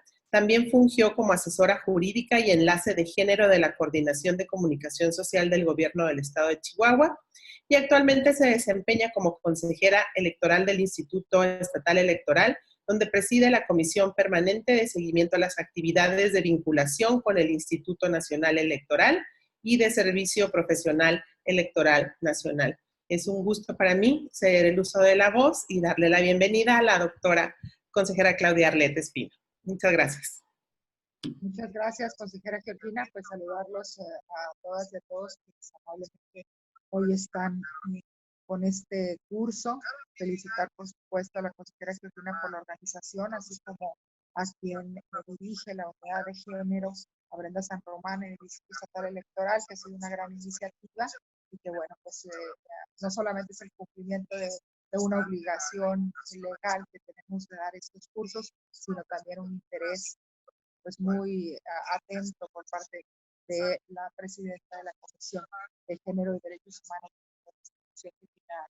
Y bueno, pues como seguramente, bueno, pues ustedes vieron el temario, hoy tenemos un tema que es consecuencia de lo que ya el magistrado Adrián Jaques Flores nos comentaba, ¿no?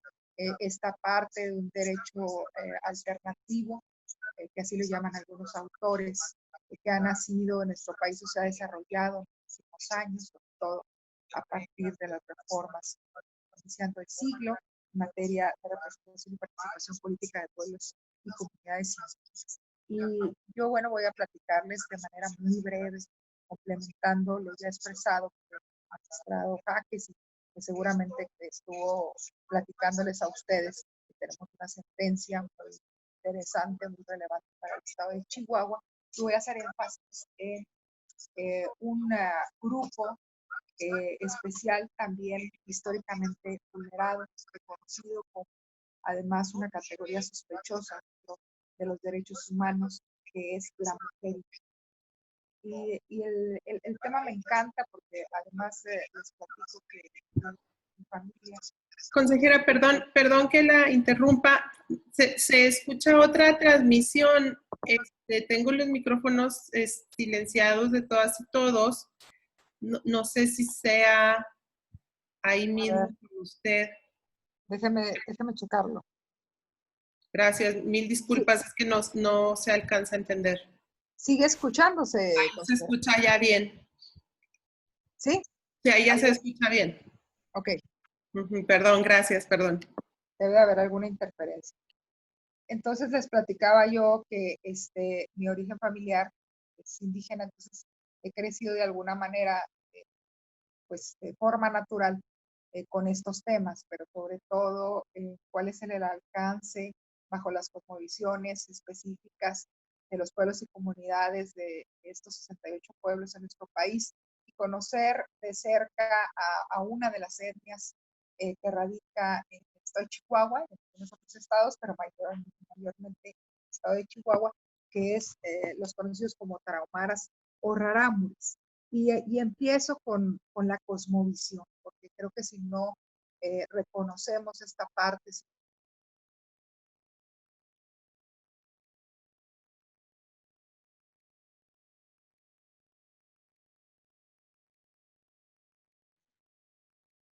Consejera Espino, no se escucha.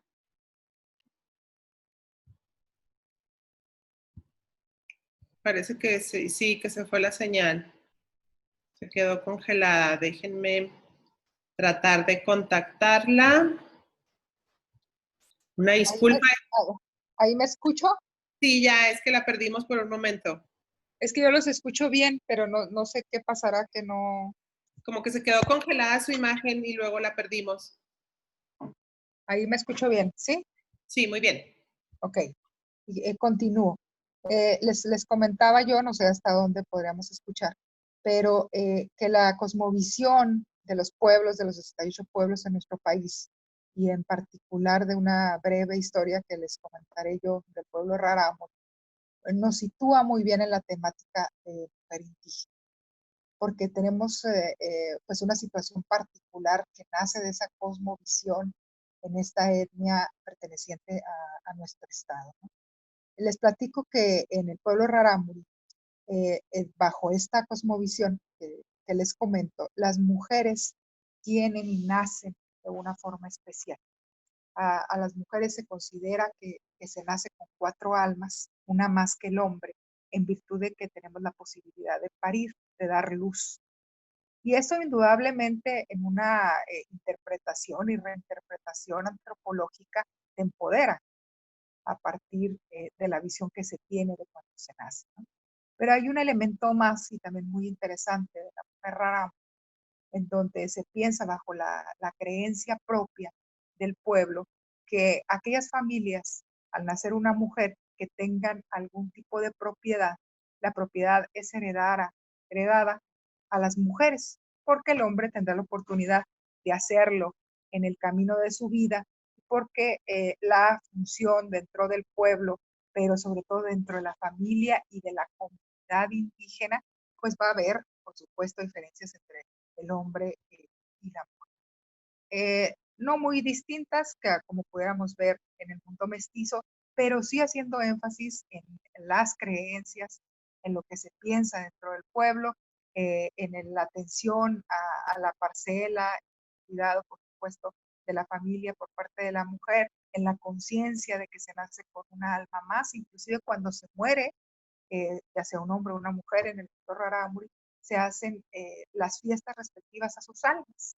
En este caso, las mujeres, la mujer indígena Rarámuri, pues tendrá 4 fiestas de despedida en el de Pareciera algo muy sencillo, pero esta cosmovisión te marca, te posiciona dentro de la comunidad. Y hoy tenemos como resultado en este nuevo siglo, y por supuesto también por cuestiones de influencia del mundo mestizo, que está interconectado con muchas comunidades, con otras no tanto, sobre todo aquellas comunidades que están cercanas a las cabeceras municipales, pues vamos a ver que vamos a encontrar un número importantísimo de mujeres gobernantes, quienes hacen estudios y quienes se han dedicado a razonar, a repensar este mundo rarámuri, pues nos acercan a la idea que ese empoderamiento al nacimiento de la mujer indígena rarámuri hoy les permite estar en número y en calidad, cuantitativa y cualitativamente hablando, y posicionarse como gobernadoras indígenas con el nombre de Guarus Yames, ¿no? Y ser la máxima representación de sus comunidades. En Chihuahua tenemos al menos 2 regidoras en el municipio de Huachochi de origen Rarámuri, una de ellas que actualmente además gobierna su comunidad, Ciénega de Nuevo Gachi, que está a unos cuantos pues, de Huachochi, y otra de ellas que fue en su momento también gobernadora, ¿no? Pero sin embargo, este tema yo empezaba y lo inicié diciéndoles que mujer indígena es una de las categorías sospechosas en materia de derechos humanos porque sufren discriminación tras discriminación tras discriminación. Siempre que hablamos, por desgracia, en nuestro país, de las y los indígenas, y sobre todo la mujer indígena, pues vamos a llegar al punto en que hay una discriminación por el hecho de ser mujer, por el hecho de ser indígena y por el hecho de ser pobre. Porque también, por desgracia, el pertenecer a un pueblo indígena en nuestra nación, pues es sinónimo de pobres. Aunque no todos los pobres son indígenas, sí, por desgracia, todos los indígenas son pobres en el Estado mexicano, ¿no? Entonces, esta categoría sospechosa toma una relevancia en el estado de Chihuahua con tamices distintos a los otros 68 pueblos indígenas, que se ha escrito mucho, se ha relatado mucho, son altamente patriarcales, siguen viviendo dentro de sistemas altamente patriarcales, en donde para acceder las mujeres a un escalón de gobierno dentro de sus pueblos, pues hay que pasar por una jerarquía de puestos gubernamentales dentro de la constitución de cada uno de los pueblos, en donde muchos de ellos no tienen acceso a la mujer. Entonces, invariablemente, pues el resultado es que a la máxima representación, o sea, como gobernador, o en este caso como gobernadoras indígenas, pues es prácticamente imposible acceder. En el mundo rarámuri es distinto, ¿no? Lo vemos en número y yo me atrevo inclusive a afirmar que Chihuahua, con el pueblo rarámuri, pues somos de los pueblos en que más número de mujeres tenemos presencia en materia política dentro del pueblo y que además que hay una manifestación muy expresa en que también les interesa la política y la representación hacia el exterior. Y me atrevo a decirlo porque tenemos estos datos que les platico. No necesariamente es que lo compartan todas las comunidades, ¿verdad? O no todos los pueblos de Chihuahua, habrá que se reserve. Es también necesario decir que tenemos algunas comunidades, sobre todo del mundo rarámuri, en donde están muy escondidas y muy alejadas del mundo mestizo y que ellos se han reservado en su correlación con el mundo mestizo, ¿no? Pero al menos podemos decir que hay un número significativo de mujeres gobernantes. Esto no quiere decir que no existan violencias, por supuesto que existen violencias, hay también violencias de tipo político, pero la cosmovisión marca al pueblo y marca, por supuesto, al estado de Chihuahua y es motivo de discusión, de reflexión con los otros pueblos indígenas. Ustedes saben bien además que si hay una etnia que ha representado al estado y que ha pasado más allá de las fronteras de nuestro país, pues son los pies descalzos, ¿no? Conocidos, hombres y mujeres, tenemos una pues, representante chihuahuense de origen rarámuri, que participa en carreras, en maratones internacionales. Hoy inclusive hay un pequeño documental en Facebook, ¿no? De ella. Así se ha hecho también con algunos hombres. Entonces, bueno, algo dice, ¿no? El pueblo es muy representativo. Pero volviendo al tema de nuestro foro el día de hoy de Mujer Rarámuri, después de esta pequeña relato, esta pequeña historia que les comparto, vamos a iniciar con los conceptos y con los fundamentos. Le pediría por ahí a la unidad de género, a Brenda, si nos hace el favor de poner las diapositivas para empezar de manera profunda después del relato en qué significa pues esto de mujer indígena, ¿no? Vamos a reconocer que hay luchas todavía por emprender, sobre todo en los espacios públicos, en los espacios políticos, no solamente en el sistema político mexicano, sino hacia el interior de los pueblos. Las condiciones para su participación están determinadas por una estructura de relaciones de género, clase y etnia, que todos, insisto, pues son altamente patriarcales y como seguramente quienes me antecedieron en el uso de la palabra en estos días, pues deben haberles platicado de estos sistemas patriarcales, ¿no? Entonces es necesario que consideremos que se construyen colectivos que son muy heterogéneos, es decir, hay distintas identidades de mujeres indígenas y hoy vimos una muy particular, ¿no? En el caso del pueblo rarámuri. Es necesario siempre, por supuesto, hacer el estudio desde o de una manera transversal, estar considerando factores, por supuesto, el estudio de diferenciaciones sociales, de tipo lingüístico, residencia, edad, entre otros, que nos puedan generar el contexto de lo que significa ser una mujer indígena y es una mujer indígena dentro del mundo público hacia el interior de su comunidad, pero también hacia el exterior de ella. Son relaciones intercomunitarias y relaciones extracomunitarias, que esas todavía pues las vamos a dividir entre el sistema social mestizo y por supuesto la relación o la correlación que puede existir con el sistema gubernamental mestizo, ¿no? Adelante.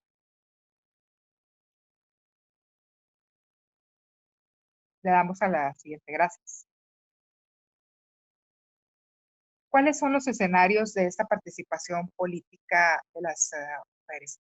La mujer indígena ha hecho su expresión, yo creo que en todos los aspectos.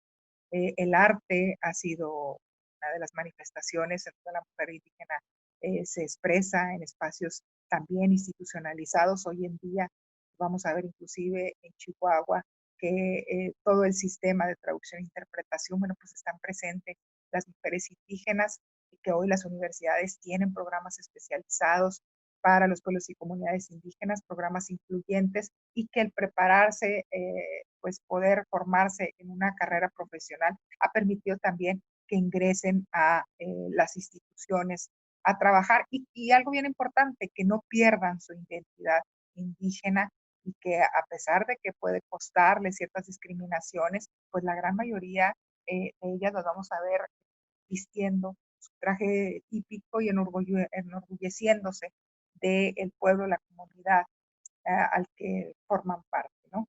Esto les va a permitir, por supuesto, perspectivas muy particulares, dar prioridades a ciertas cuestiones, seguir manteniendo su cosmovisión y tener la cercanía con el pueblo, con la comunidad y de esa manera incidir en la labor que están haciendo institucionalmente.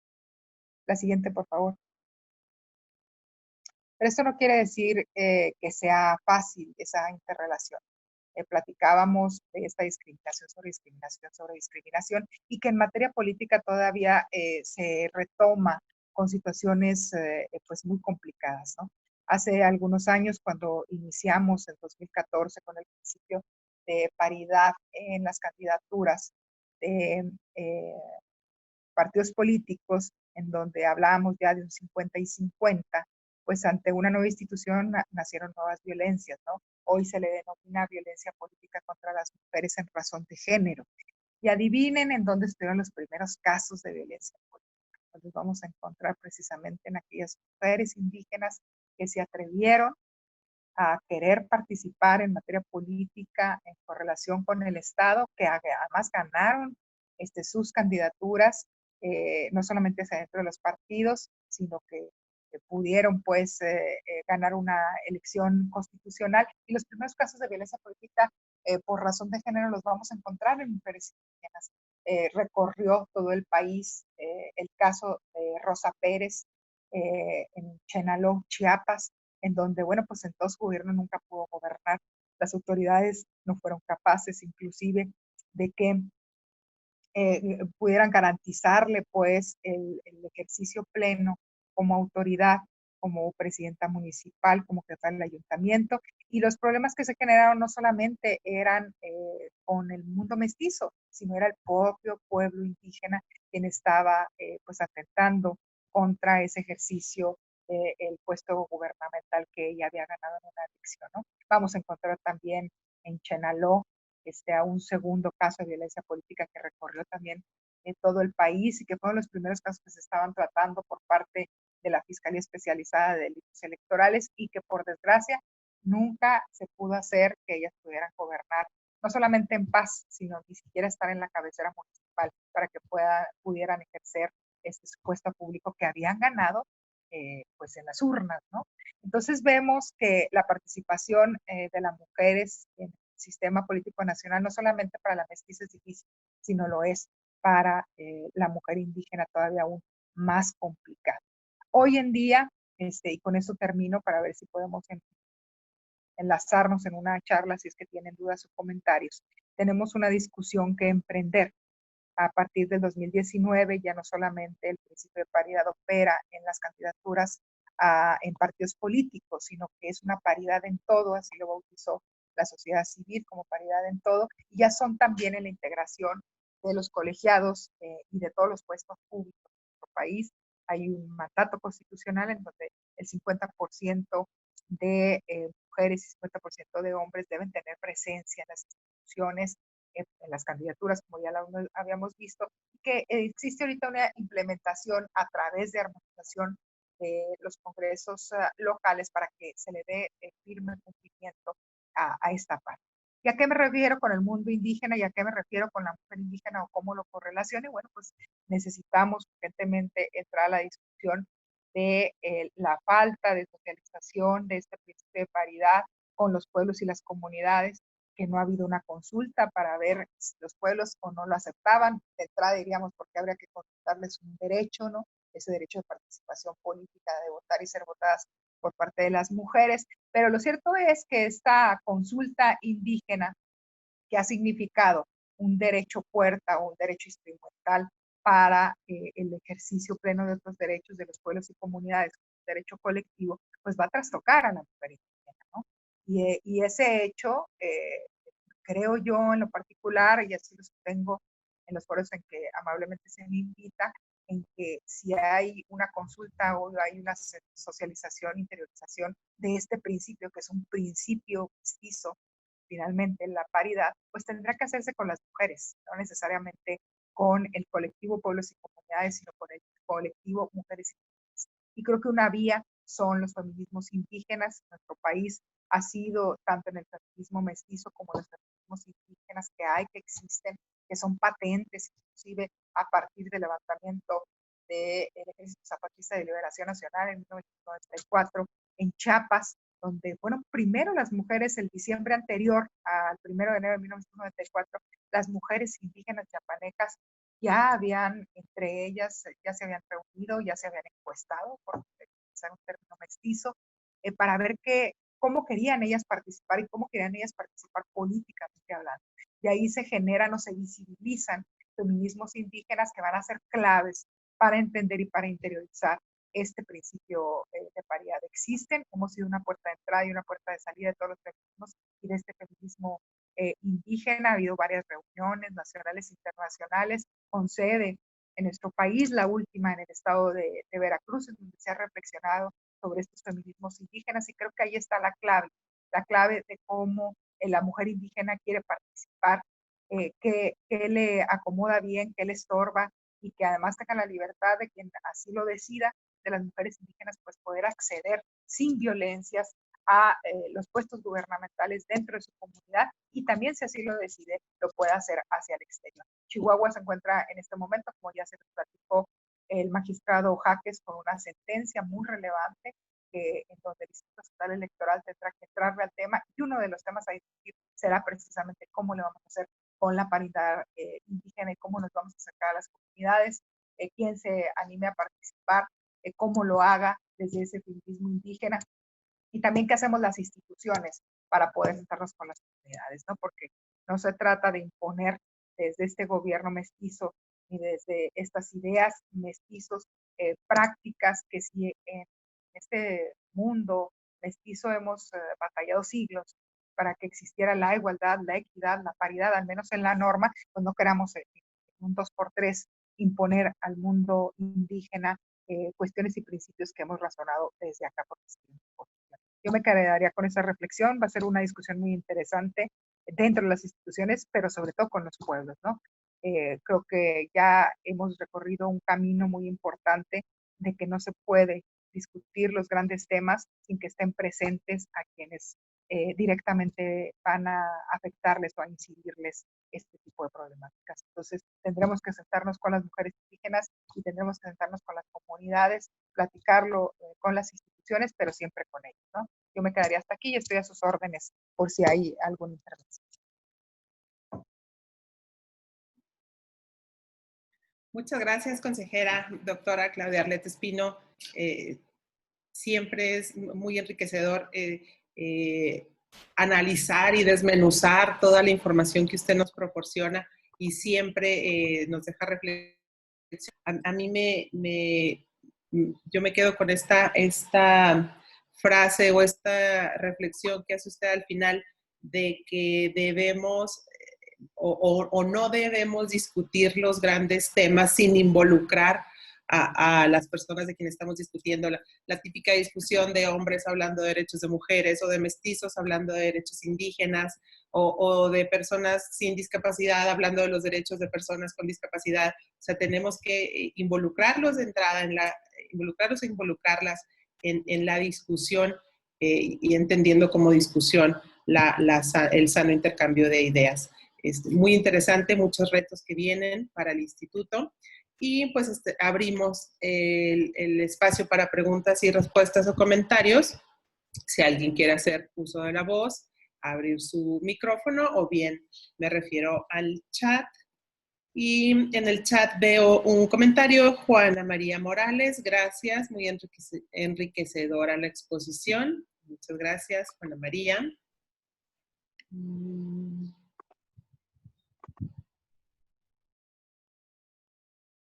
Gracias a los 3 ponentes, felicidades y muchas gracias. Adrián Madero, muchas gracias a todos. Muy interesantes los temas de paridad y de inclusión a las personas con discapacidad, muy enriquecedores. Definitivamente este es un tema de entender lo diverso que somos y que somos un todo de diversidad. Yo creo que entendiendo eso vamos a tener más claras nuestras tareas y nuestras funciones. Leslie Guadalupe González, muchas gracias, muy interesante. Gracias, Leslie.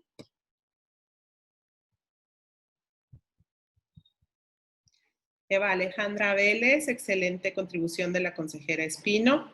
Gracias, Eva. Jocelyn Flor López. La discriminación doble que sufren las mujeres indígenas, un tema que urge tratar. Gracias por la ponencia.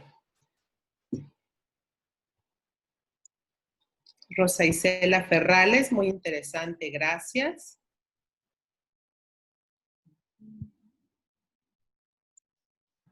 Jesús Manuel Alvidres, una ponencia muy relevante, gracias por compartir información tan importante, consejera Arlet. Jorge Ortiz, gracias por compartir la información a los 3 ponentes. Muchas gracias, Jorge, todas y todos por sus comentarios.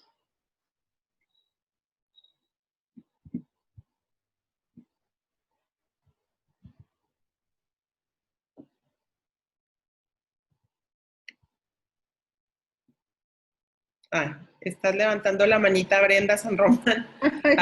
Abre tu micrófono. Virtualmente y en la cámara. Bueno, pues... Te veo en el chat, pero perdóname. Sí, no se preocupe. Darle las gracias a la consejera Espino porque sé que estaba ahorita en otro panel con Renacedi y corre para acá y corre para allá, y también al magistrado Jaques Adrián Jaques, que tuvo que salir corriendo también a su clase, y por supuesto a nuestro invitado, el consejero Chicara de Baja California Sur. Muchísimas gracias por apoyar este proyecto y por estar siempre en disposición. Muy, muy padres y muy interesantes sus intervenciones. Muchas gracias.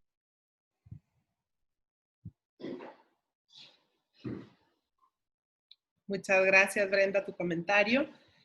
Carmen Estela Sáenz, muchas gracias a los 3 ponentes. Un gusto verlos y escucharlos.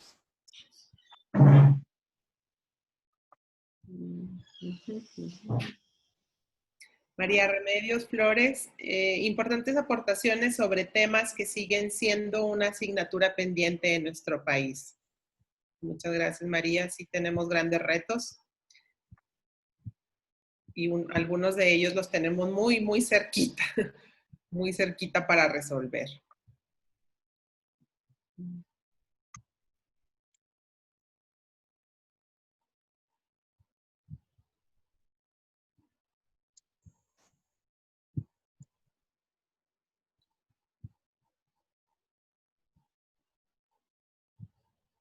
Muy bien. Bueno, pues si no tenemos más comentarios o dudas o participaciones de todas las personas que están aquí conectadas con nosotros, no me restaría más que agradecerles a todas y a todos su presencia. Han sido un grupo muy constante, eso pues dice mucho porque en estas agendas apretadas que traemos, el hacer espacio y tener interés por esta capacitación dice mucho. Le platico a nuestros expositores que creo que ya les platicamos un poquito. Este grupo está conformado de una manera mixta. Tenemos participantes que vienen de partidos políticos, de la sociedad civil, de la academia, en fin, ciudadanía en general y todas y todos interesados en la participación política de las mujeres en la entidad. Entonces no me quedaría más que agradecerles al consejero Chicara. Muchas gracias por su tiempo, por su participación. Tenemos varios grupos en estas semanas. Estaremos abusando de su buena voluntad y su disposición para que nos siga compartiendo sus conocimientos y su gran experiencia en este tema de inclusión, que para muchos de nosotros pues tenemos muy pequeña conocimiento y experiencia. A la doctora Espino, pues igual, muchas gracias. Como decía Brenda, siempre anda ocupada, siempre anda de encaminadora de almas, ¿verdad, consejero? Siempre anda ahí proponiendo. Dice que nosotros somos los que la ponemos a trabajar y ella es la que nos trae de arriba para abajo. Pero bueno, muchas gracias a ambos, a todas y a todos en este módulo. Y pues nos veríamos mañana a las 5 de la tarde. Mañana veremos temas muy técnicos y muy legales, de una manera, esperemos que muy ciudadana. Mañana veremos el tema de la violencia política contra las mujeres por razones de género. Entonces, esperemos estar todas y todos muy puntuales a las 5 y agradecerles a todas y a todos su presencia. Hasta mañana. Gracias. Ay, gracias. Un abrazo a todos. Gracias.